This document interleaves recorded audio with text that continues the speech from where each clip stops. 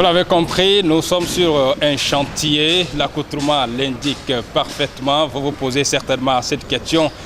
Pourquoi aujourd'hui c'est ce lieu choisi? Justement, aujourd'hui nous avons décidé de parler de l'hygiène, sécurité, environnement, puisqu'il s'agit d'une problématique très peu évoquée dans la vie sur les chantiers, mais qui est quand même d'une importance majeure quand il s'agit de la sécurité et de tout ce qui va avec. Aujourd'hui, nous avons décidé d'aborder cette problématique avec le directeur général de l'Agence nationale pour la prévention des accidents, en génie civil.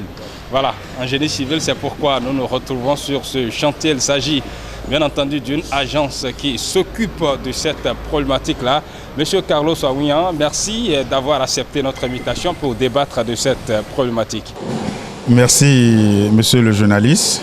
La question que je m'en vais vous poser déjà, c'est justement lié à cette problématique de l'hygiène, sécurité, environnement, puisque sur les chantiers au Bénin, on a l'impression que les Béninois n'ont pas vraiment cette habitude.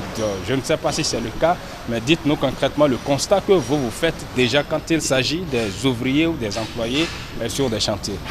Merci, monsieur le journaliste, toujours. Effectivement, nous sommes dans le domaine depuis pas mal de temps déjà. Depuis 2015, nous nous sommes insérés dans le domaine. Nous avons eu la formation, nous avons créé une agence qu'on gère jusqu'à aujourd'hui. Mais le constat à faire est que depuis le début, qu'on essaie de sensibiliser du bien fondé de l'hygiène et de la sécurité et de l'environnement sur les chantiers, alors là, beaucoup de gens nous regardent de travers. On ne comprenait pas. Si même nous venons du côté des ouvriers qui sont vraiment concernés, vous allez voir d'autres qui sont des ferrailleurs, qui ont l'habitude de travailler à main nue. Aujourd'hui, s'il y a un HSE qui leur demande « et je veux que tu utilises un gant de protection pour travailler », vous allez voir, il suffit que l'HSE tourne le dos et automatiquement, l'ouvrier en question déjà enlève son gant et commence par travailler, soit disant qu'il n'est pas habitué à travailler ainsi. Or, du même côté, nous constatons du côté des entrepreneurs, nos chefs d'entreprise de BTP aussi, qui ne se donnent pas vraiment à la chose. Pourquoi? Parce que qui parle de sécurité, qui parle d'hygiène, qui parle de l'environnement, parle aussi de l'économie. Pour mettre en sécurité une personne, il faut des moyens. Donc déjà, ces moyens font faire fuir déjà nos entrepreneurs, nos chefs d'entreprise qui font qu'ils ne sont pas trop... le domaine n'est pas trop accepté facilement de leur côté. Donc c'est ce que nous constatons pour le moment. Donc ça voudra dire que ces dispositions-là sont recommandées pour tout ouvrier qui travaille sur un chantier. Est-ce que c'est inscrit, comme on le dit, dans la déontologie ou bien dans les obligations, par exemple, de tous ceux qui travaillent dans ce domaine de génie civil? C'est une obligation. L'HSE est une obligation dans le domaine de l'industrie, de la construction, même de l'agriculture. Ça concerne dans tous les domaines, même chez nous à la maison. L'HSE nous concerne. Particulièrement dans un chantier où c'est à haut risque, où l'on peut perdre sa vie facilement, l'HSE est primordial. Maintenant, est-ce qu'aujourd'hui, vous avez l'impression que cette bataille-là que vous menez pour que les employés et même les entrepreneurs puissent intégrer cela dans leur habitude, est-ce que vous pensez que ça sera une réalité dans quelques jours, dans 2 ans ou dans 10 ans? Puisque vous l'avez dit maintenant que les gens, quand vous leur conseillez cela, vous tournez le dos en même temps, ils abandonnent. Est-ce que vous pensez que les gens vont l'intégrer dans l'avenir? Ça a commencé déjà par être intégré parce que de gré ou de force maintenant, si nous, en tant que responsables dans le domaine, nous prenons un chantier en charge en tant que HSE, nous sommes obligés d'être rigoureux, d'être vraiment rigoureux pour exiger cela. Donc, d'ici quelques temps, nous sommes sûrs, avec la foi, que cela va prendre, parce que déjà, avec le gouvernement actuel, pas le gouvernement précédent, parce que depuis le gouvernement de Yahi Boni, nous avons déjà eu à écrire des lettres, à faire des démarches, et même à l'avènement de son Excellence M. Patrice Talon, nous avons continué toujours à écrire, à faire des demandes du côté toujours d'HSE. Et nous sommes heureux aujourd'hui de constater que l'HSE a été exigé dans presque tous les marchés du PAG. Donc, nous sommes là et nous pensons toujours que cela va prendre, toujours avec les difficultés, mais quand même, ça arrive, ça va prendre. Donc, par le passé, il n'y avait pas des initiatives comme la vôtre, là, qui existent et qui conseillent aux entrepreneurs, aux ouvriers, de faire preuve quand même de cette hygiène, sécurité, environnement. Ça n'existait pas par le passé? Pas du tout. Nous avons constaté que cela existait dans les autres pays, comme la France, l'Amérique, l'Algérie, le Maroc, et j'en passe, l'Allemagne et autres. Mais au Bénin, cela n'existait pas pratiquement. Parce que dans le temps, ce que nous constatons, c'est que quand il y a l'inspection ou bien les inspecteurs qui doivent venir sur le chantier, c'est en ce moment-là, on voit les ouvriers porter casque. C'est en ce moment-là, on voit les ouvriers porter gilet ou porter chaussures. Et quand les ouvriers et les inspecteurs font dos, automatiquement, on retire tout. Donc aujourd'hui, maintenant, ce n'est plus ça. Sans les épis, sans casque, sans gilet, sans chaussures de sécurité, sans les épis, les équipements de protection individuels, on ne peut plus avoir accès à un chantier. C'est interdit aujourd'hui, grâce aux clauses que le gouvernement a mis dans les marchés du PAG. Donc vous avez mené cette démarche-là et les autorités vous ont écouté. Effectivement, nous ne pouvons pas dire qu'on nous a écoutés totalement parce que les difficultés sont là. Où en sommes-nous aujourd'hui? Nous sommes sur le point où on doit rendre l'HSE indépendant. Parce que, vous voyez, je suis une entreprise. On m'a donné l'autorisation de recruter mon HSE. Si je recrute mon HSE, c'est ce que je lui commande qu'il fait. C'est-à-dire quoi? L'HSE, il est là pour faire quoi? Il est garant de la sécurité. Donc, c'est lui qui décèle le risque du chantier. Et c'est lui qui essaie d'épargner ces risques aux ouvriers. Alors là, imaginons un instant que l'HSE a constaté qu'on veut utiliser une grue sur le chantier. Et cette grue appartient directement à l'entreprise mère. La grue ne peut pas faire le boulot, il ne peut pas faire le job parce que peut-être c'est une grue qui est inférieure au poids qui veut être soulevé sur le terrain. Mais je suis HSE, je dépends de l'entreprise qui amène la grue. Donc, qu'est-ce qui se passe? Quand on me demande utilise cette grue et je refuse, alors là, je risque mon poste. Donc, qu'est-ce que je dois faire? Je suis obligé de me taire et on va utiliser ces équipements-là comme ça. Si ça crée un accident, ça peut tuer 1, 2 ou 3 personnes ou amener plusieurs personnes à l'hôpital. Donc, nous sommes en train de lutter pour rendre l'HSE indépendant. Vous voyez comme on voit les missions de contrôle sur les chantiers. Aujourd'hui, il n'y a pas de chantier sans mission de contrôle. Donc, normalement, il ne devrait plus avoir de chantier sans un HSE qui est indépendant et autoritaire sur chaque chantier. C'est notre mission, c'est notre, la démarche que nous menons actuellement et nous écrivons à la mairie. Nous avons écrit à la mairie de Calavi, nous avons écrit à la mairie de Cotonou, nous avons écrit aux différents ministères. On a été reçus par la mairie de Calavi, la mairie de Cotonou et aussi le ministère du développement et du plan de M. Biotchané. Donc, toutes ces démarches sont en train d'être abouties. Ils nous ont demandé de faire une fiche et de se constituer en groupement pour pouvoir faire valoriser le secteur HSE. Donc si je comprends bien, le secteur existe maintenant un peu plus nombreux. Il y a assez de, d'agences ou bien de personnes qui se retrouvent dans cette corporation aujourd'hui au Bénin. Nous ne pouvons pas savoir combien de personnes qu'il existe automatiquement aujourd'hui. Mais il y a quand même des structures qui s'occupent. Effectivement, il y a des structures, mais notre structure est la seule structure qui s'occupe de la prestation en HSE. Les autres structures, c'est uniquement la formation. Nous faisons la formation et nous faisons aussi la prestation en HSE. Et c'est notre bataille pour pouvoir commencer vraiment par faire la prestation proprement dite.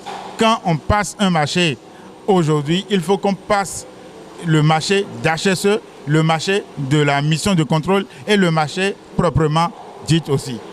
Justement, parlant de la formation, puisque c'est capital, les gens sont autorisés à peut-être s'inscrire pour combien de temps pour avoir cette formation? Il faut combien de périodes, de mois ou d'années pour pouvoir être outillé à aller travailler sur un chantier? Actuellement, pour exercer le métier d'HSE, il faut connaître les normes. Depuis ça a commencé par la norme OSHA qui a été créée depuis en Amérique. La norme OSHA a commencé et bien après, nous avons la norme ISO 31000 qui concerne les risques.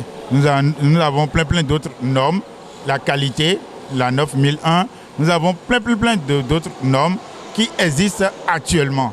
Donc pour la formation, nous essayons de scinder 4 normes environ pour pouvoir libérer ces normes-là en un mois en théorie et nous essayons de faire encore un mois de pratique à l'individu qui veut se faire former, qui veut exercer dans le métier d'HSE.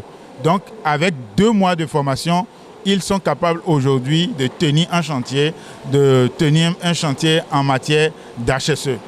En dehors de tout ce que vous avez expliqué en ce qui concerne le travail d'HSE sur les chantiers, est-ce que l'HSE peut se permettre aussi de sensibiliser? C'est vrai, le travail que vous faites déjà, c'est la sensibilisation en quelque sorte, mais est-ce que dans les méthodes de travail, il y a souvent des séances de retrouvailles entre HSE et les ouvriers qui sont sur un chantier?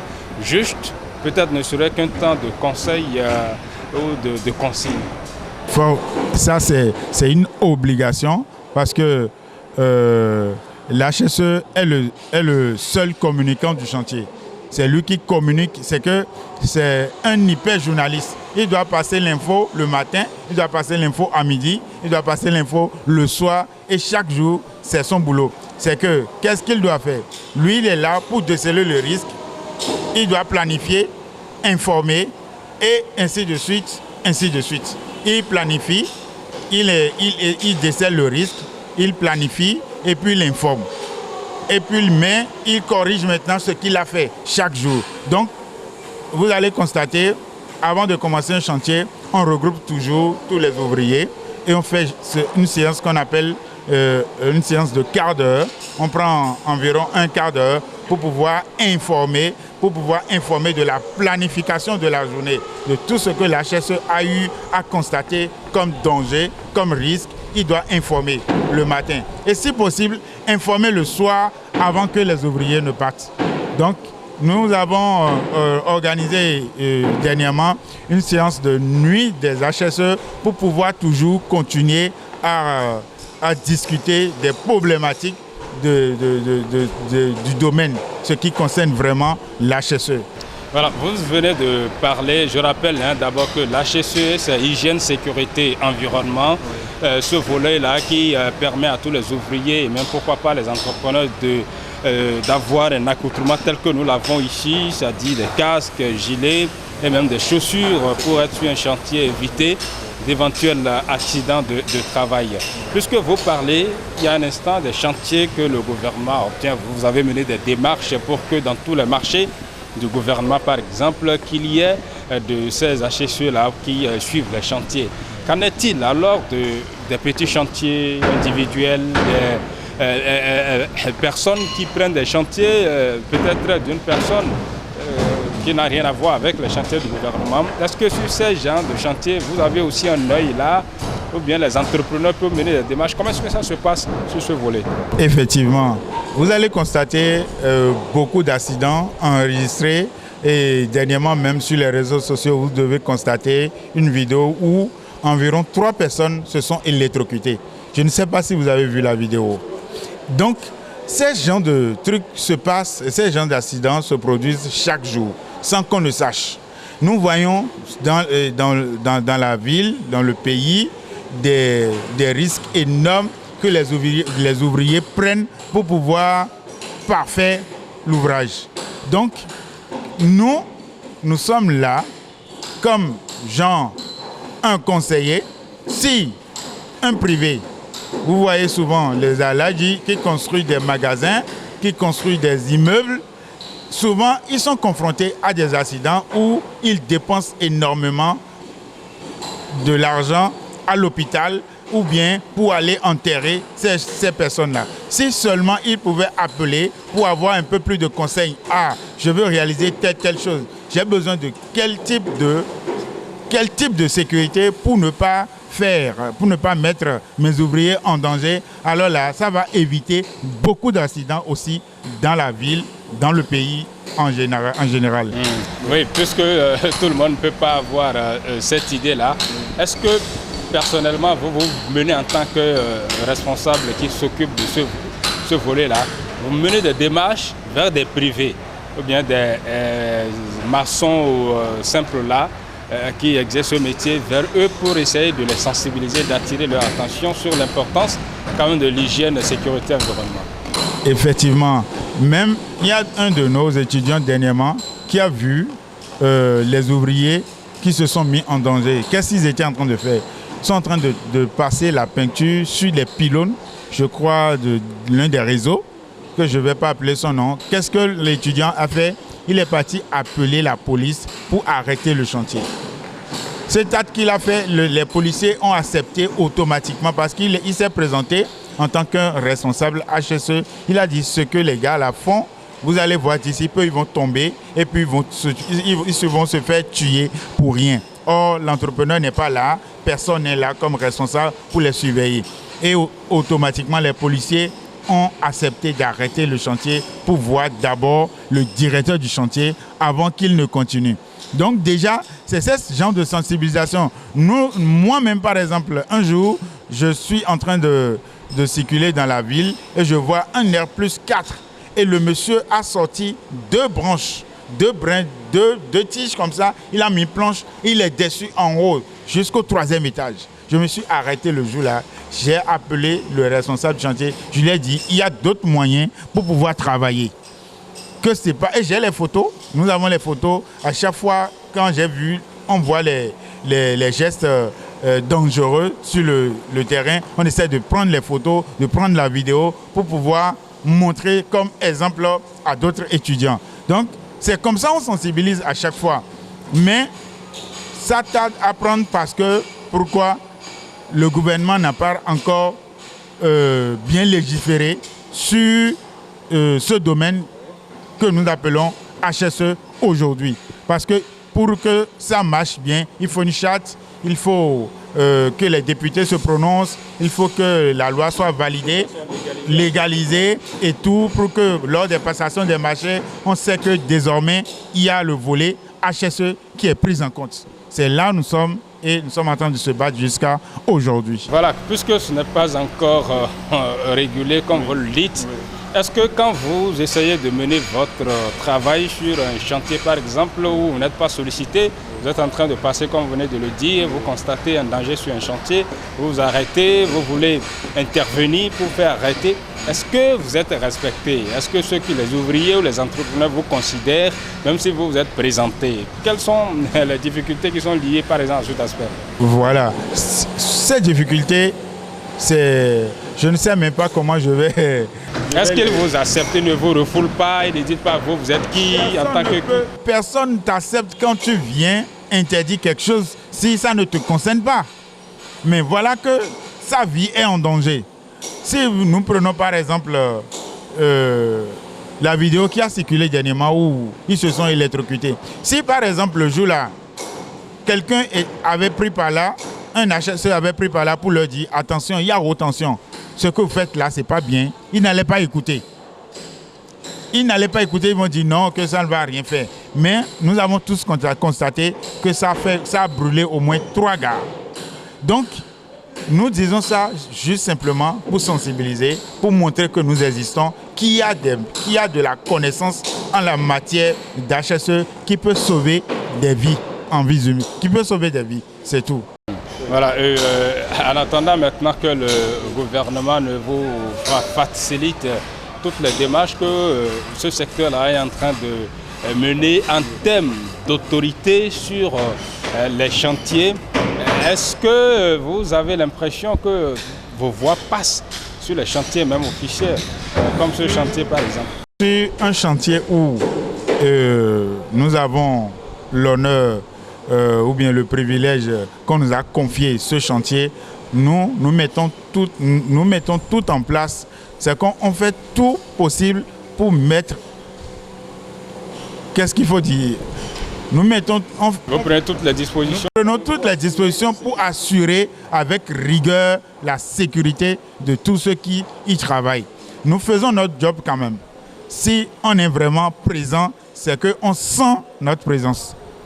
C'est comme ça. Voilà, puisque ce métier aujourd'hui est progressivement en pleine expansion et ça vise également la sécurité. Est-ce que dans l'avenir, vos objectifs sont déjà clairs par rapport à l'évolution, au développement même de ce secteur-là, ou bien vous vous tenez d'abord à la préoccupation qui est liée à ce qu'on nous permette, le gouvernement bien entendu, de faire ci ou bien d'exister d'abord, ou bien vous avez des visions à long terme? Nos objectifs sont clairs. C'est que l'État rend le domaine HSE indépendant. Et parce que quand on dit HSE, on dit HSE. Aujourd'hui, nous sommes venus sur un chantier, nous avons vu qui? Nous avons vu un HSE. Si quelqu'un tombe en haut, quelque part ici maintenant, qu'est-ce que lui seul il peut faire? Donc, en tant qu'agence, notre prédisposition est que on met en place d'abord une qualité d'HSE et après on met en place le secourisme et automatiquement on met en place l'hygiène. L'hygiène veut dire quoi? C'est que l'environnement dans lequel le chantier est doit être propre. On doit nettoyer au fur et à mesure, au jour le jour, faire les arrangements.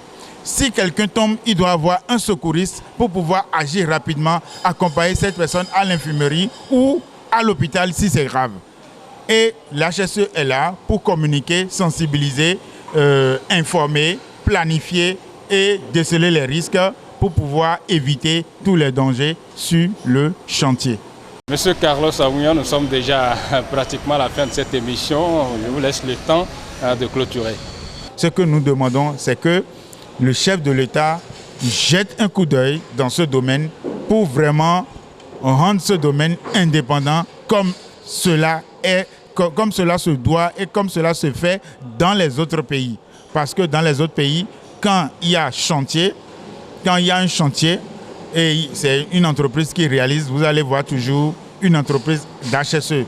Et leur équipe est totalement à part. Vous allez voir les HSE, vous allez voir les secouristes et vous allez voir ceux qui font le rangement.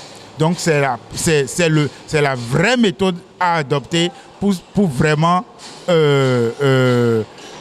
agir normalement dans le domaine de l'HSE. Sinon, le reste, c'est tout comme si l'HSE que nous voyons aujourd'hui, c'est comme si on prend un policier, on le met dehors, mais il n'a pas d'arme pour sécuriser.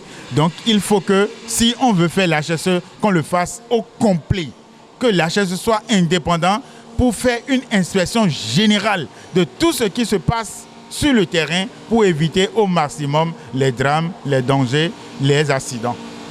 Voilà. Je vous remercie. Merci à vous, M. Carlos Awouyan. Je rappelle que vous êtes le directeur général de l'Agence nationale de prévention des accidents en génie civil. Vous l'avez compris, l'accoutrement dit est long déjà sur ce dont nous parlons aujourd'hui. Il s'agit d'abord d'une tenue de combat qui vise justement à protéger tous les ouvriers sur des chantiers. C'est de cela que nous avons parlé aujourd'hui, puisqu'il s'agit d'une problématique qui vise à garantir d'abord l'hygiène, la sécurité et dans l'environnement. Merci quand même à toutes et à tous de nous avoir suivis. Nous espérons que l'émission vous a édifié en tout ce qui concerne cet aspect de la chose sur les chantiers que nous avons eu le plaisir de conduire avec M. Awouyan. Merci à toutes et à tous et restez en compagnie des programmes de Golf TV Africa.